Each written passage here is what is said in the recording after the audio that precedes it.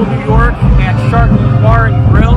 We're here to see the legendary band Nektar. So let's come inside and take a look.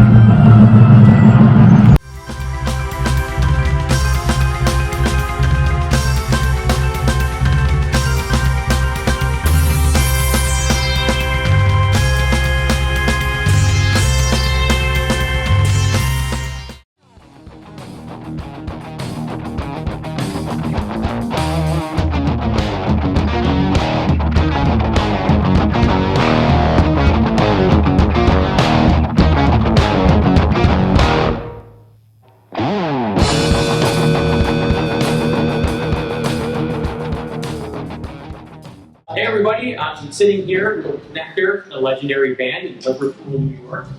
We're waiting for the show to start a little bit, and just an opportunity to talk to the band here. I'd like to get around to everybody as much as possible and know what you're doing and what you're up to. And how excited are you about the show tonight? Excited. Yes. It's a great movie. Love it. Yeah.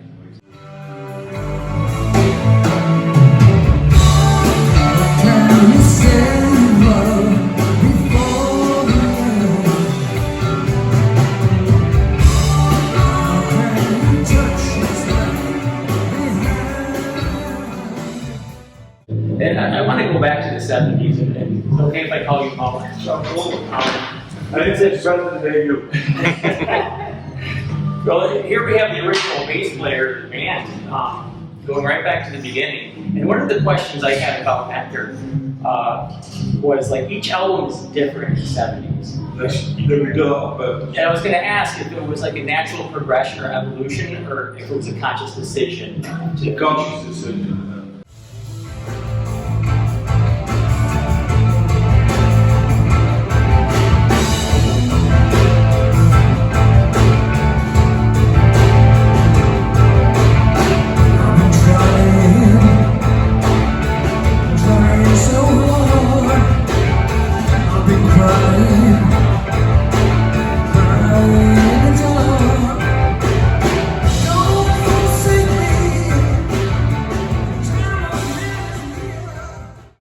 It just works out that way. When you start writing, and what comes out is what you play. I mean, we did The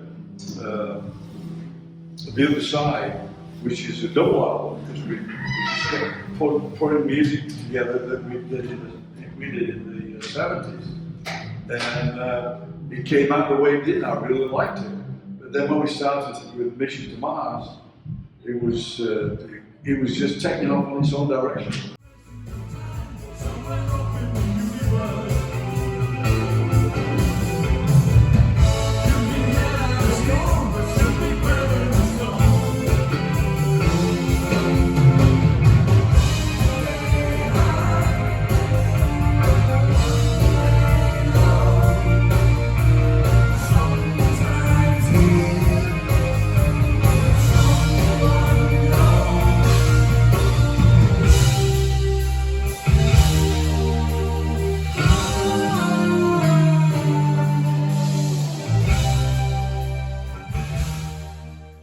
You toured with Frank Zappa, I believe, around Remember the Future. We actually, In Norway. yeah, we actually finished Remember the Future, and we flew right to Copenhagen and started the Zappa tour. And it was so fresh to us that we'd not rehearsed the album, we couldn't play the album because we didn't know it. Well, we have two members here that I think played Zappa music, if I'm correct. Yes. Handel Scott, keyboardist, and we have Jay Tomo. And I just want to talk about like Frank Zappa's influence on both your playing. So Mine had started at 11 years old. I was hanging out with old people, musician friends of mine, and they said, "Hey, I bet you can't play this stuff." And it was, I guess, Zappa's version of the White Album, which was live at the Fillmore with Ainsley Dunbar. And I actually learned all that music. And little did I know, because Mo said when I got with Nektar, because you know we toured with the '73 Zappa band, and I worked with Frank's band right after Frank passed away. It's a whole long story when we get here, but I auditioned for Zappa in '81. I would have been in the '81 band, but Blackburn had the gig for 2 weeks already. That's a whole other story. But I always felt like with this band that Frank wanted me to be in this thing because he loved Nektar. He really liked Nektar.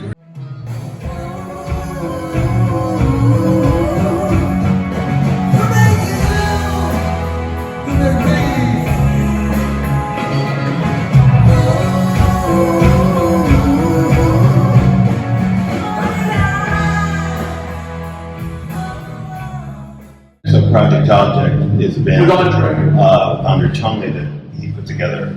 It's in the 90s, late 80s, Yep. and it includes the alumni, whoever's available at the time. So we had most of the band at one point. There were just 3 of us, and the rest of the band was really Yeah, it was free. like Willis and Napoleon. Yeah, and Ike,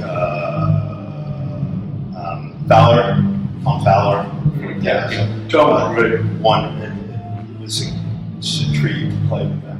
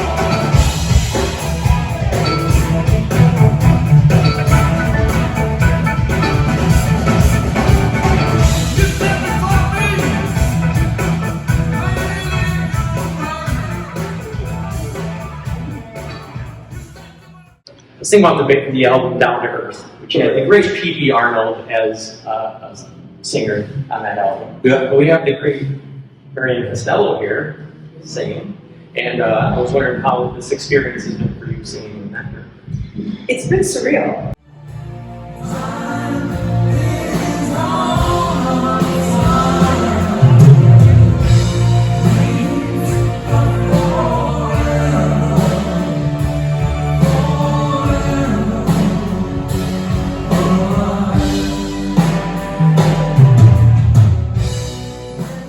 The way it started was I'm a holistic healthcare practitioner and a licensed medical massage therapist by trade.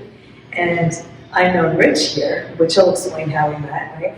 And one day they were like, we're gonna do a new album and it's gonna be called The Other Side. And he said, we're gonna go in a studio, but we're gonna sequester ourselves into a house. How would you like to come along? Because I'm a nutritionist to cook the food, and if anybody gets any hand cramps or whatever's going on, I can help. So after 152 sandwiches in 2 weeks that I made, and I stopped counting at 152, I knew what everybody liked and all. And Mayron, rest in peace, used to say to me, I feel like we're in kindergarten. You come here, you put all the food, you know who likes what, because now I just need nap time to go with it. So one day I was in the studio, I was setting up, and they were in the middle of recording Skylight. And I was humming. I thought I was alone in the room. And this gentleman turns around and says, who's back there? I was like, oh, I'm really sorry. I didn't know you were here. And it was Joe Tomeo. He was the engineer for Surefire Studios. And he says, no, I think you're the fix. They're having a little problem. I just want to bring you in there. Yeah, I was a little problem. I have a feeling I was a little problem. But he told me, he says, I'll get into that. Joe was like, wait out here. Just wait out here a minute, but don't wait. I said, okay. So I'm waiting. He comes back out. He goes, I got to talk to the guys. Next thing Mo was like, all right, you can come in. They give me headphones and a microphone. And Joe's like, I just want you to sing this note and we'll see how it goes. So I put the headphones on and I'm doing what he's saying. And I thought, okay. And he said, okay, no, you're done. I said, oh, I thought it was warming up. He said, no, you're done. That's all I needed. So before you know it, more gracious, is that I was on Skywriter, Devil Store, and the Lindy on that album. And then when it came to the time for mixing and mastering, sure enough, I was there again for that. And then Mo asked me to come along for a tour, and it's been history ever since. And that's history.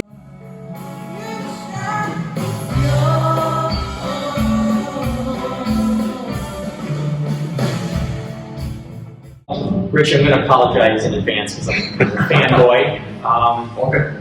I waited a long time for them to re-release the Fire Ballet albums on CD. Yeah. And I finally got Night on Bald Mountain. Yes. And Tutu. Yes. You still fit your tutu, by the way? Or... Yes. Yeah, Thank you, Kendall. I bought this for Kendall the other weekend. It looks good. I saw it. We were looking to do an album cover, so he, Marty Scott, the record company president, showed us different great album covers, and he said, surprised us. He had beer and he had hot dogs who were on the stage at the Capitol Theater, and John Shear and company president passed out these tutus. He said, hey, put these on, let's dance around, and let's have some fun. We'll do a gag reel that we can send to the DJs and stuff. Don't worry, it'll never make you fun. We'll never do that to you. We'll never. Plus the fact, it was, if you look, there's a story in the back where there's a manager in the contract, he's pointing to the contract back in the record. It means you will have to put these tutus on, so we did that. It was a loose story, but that's what it meant.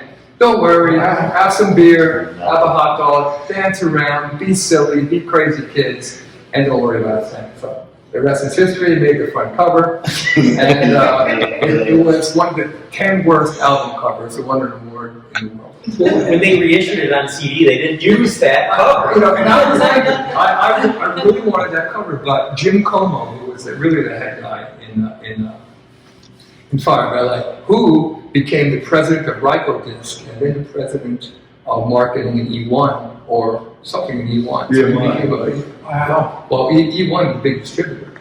So he became that. So because he became a hot shot, he didn't want anyone to see him and that kind of stuff, which I was against. I said, listen, it's all good fun, it's part of history.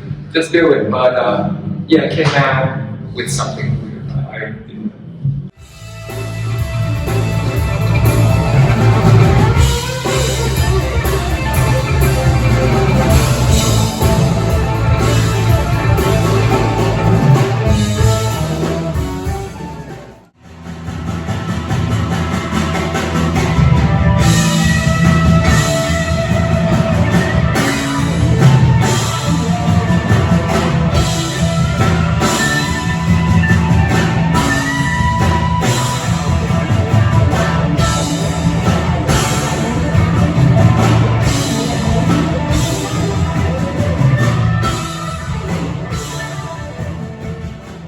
You had actually worked with Nektar about 1978, right? Well, what was going on then at that point? Well, I'll start on my end.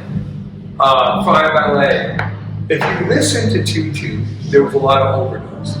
There was a lot of, we didn't have, we would multi-track things and just do work reels. We would record 20, 25, 24 tracks actually, or 16 tracks, and back to that in 2 tracks and do another 24 tracks.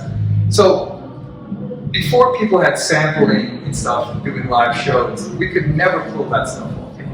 It just wasn't gonna go. So I said, you know guys, I think this could be a swan song. I was a bad guy, I left, and we went to the house. I went to the House of Music, where I started doing session work at the House of Music. I did intergalactic touring there. Another album on Passport, I played guitar on, acoustic guitar. Lo was on that, Annie Haslam was on that, different things. So I was playing sessions during the match as a child time. And that's where I met Lo, so you can take it. Well, so he and I had to go instantly. Yeah. So I said to him, "What? We have a house in Cheltenham. Why don't you come and jam with us?" So we came, and we actually wrote a lot of the music for The Other Side. The Other Side. Ben. Yeah. Back way back. That was 78, I think. 77, yeah. And we did a gig in Connecticut, Yeah. and Roy showed up. Yeah. And Roy and Rich played. We played the night. Roy had his back to the audience. Yeah. And I left. And we were doing all this music that we'd written. And then when we started doing The Other Side, pulled out a copy of that gig, and all them songs, They were great. they weren't complete, but they were there. I was waiting for that phone call for over 30 years. Yeah. Yeah.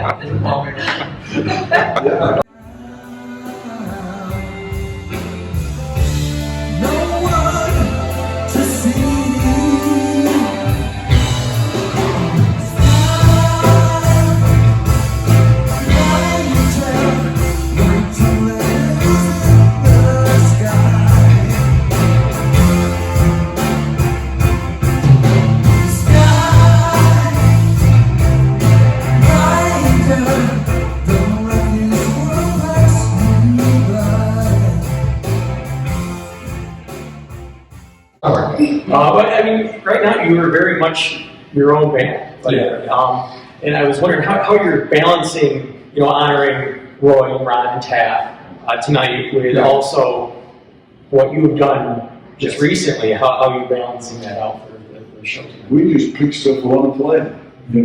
We actually put a medal together of a bunch of songs, so it wouldn't be, we're going to be cut out 10, 15 minutes by doing it the way we do it. One song. But you get a little taste of the music going through. And also, and let me just jump in, and I'll let you in on Mission Mars, if you look up these guys in the light show, are big pictures of them memorialized.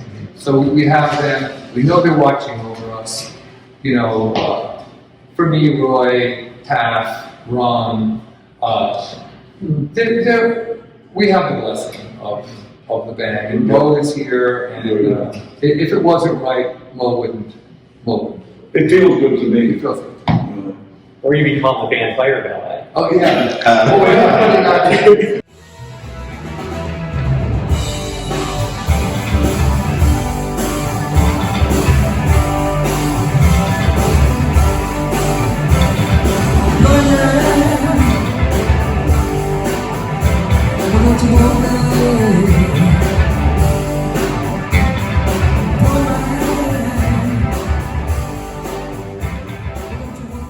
We are going to do a festival in Italy in September. Yeah. It's the Bruno. It's in Bruno. It's two Prog plus one festival.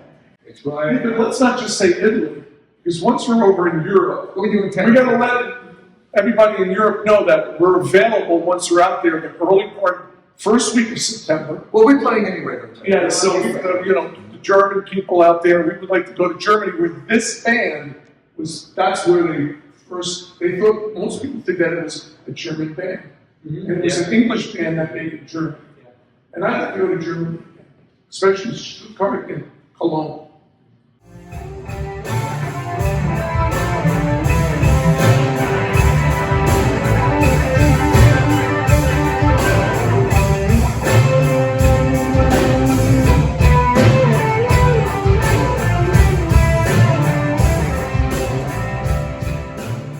And to tell concert goers that people are very gun shy about buying tickets ahead of time. And this goes for all bands. Why is that? And the venues think that there's not enough seats sold, so the venues go ahead and cancel the concerts.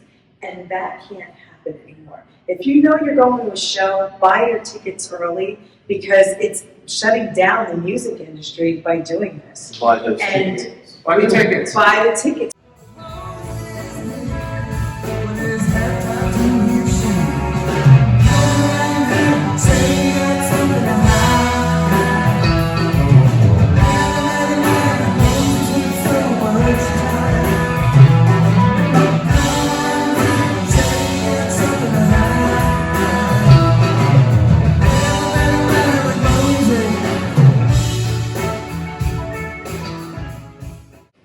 And if you want to know everything about Nektar, visit the website, nektarsmusic.com. That's Nektars music.com for everything Nektar, and even the shop. You might get a little book for me. Take it easy now. Let's do it. No, I'm just like, that's how you find it. Yeah, absolutely. Promote yourself. That's what I'm here. Well, that's what she's good at.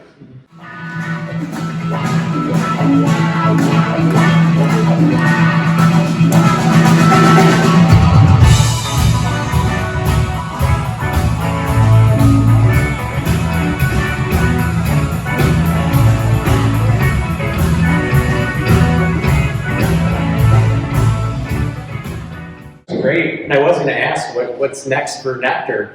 Another album. Another album, and it sounds like you have a lot of momentum behind you. And after That's that, another album. great.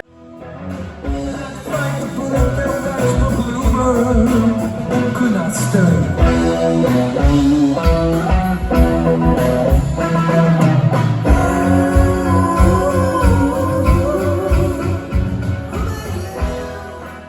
Well, I really appreciate sitting down and talking with all of you. This is, again, much more than I could have ever hoped for. You made our day. I did. We did not expect it.